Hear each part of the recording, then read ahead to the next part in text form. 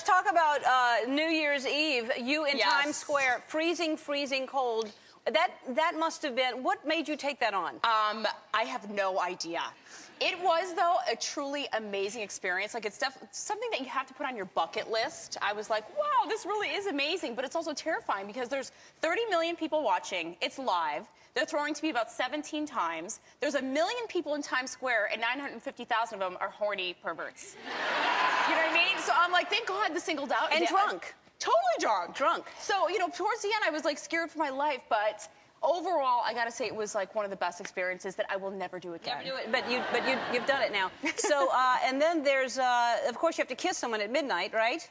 Yes, I do. I had a search the whole night, and I did have a plant there, I must say. So you pretended like you didn't know this guy. I did. Everyone was like, oh my God, she kissed a random dude. But no, it was the boy that I'm currently seeing named Paul, who I like a lot. And now, he's very sweet. How long have you been seeing Paul?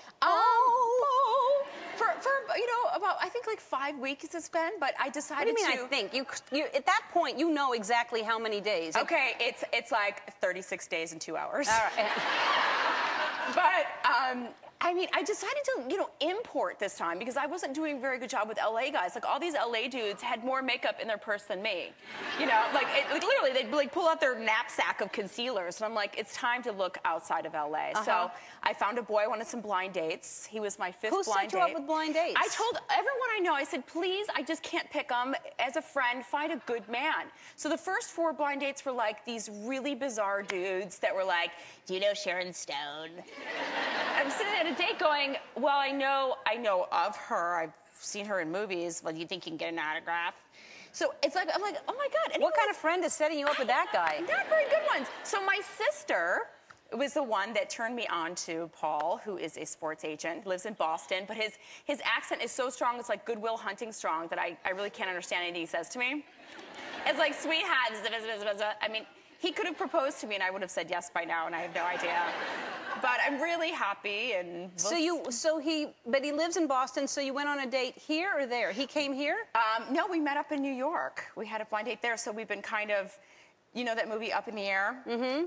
That's what's happening? We've been kind of meeting up in the air in both cities and trying to make it work. And so you're very happy, it seems. I do. I feel like content. I mean, everyone's been asking me the magic question of, like, has he met Evan? Evan is, by the way, on the strictest VIP meet and greet, which is like 6 months. I don't have guys meeting him, you know, on a cycle.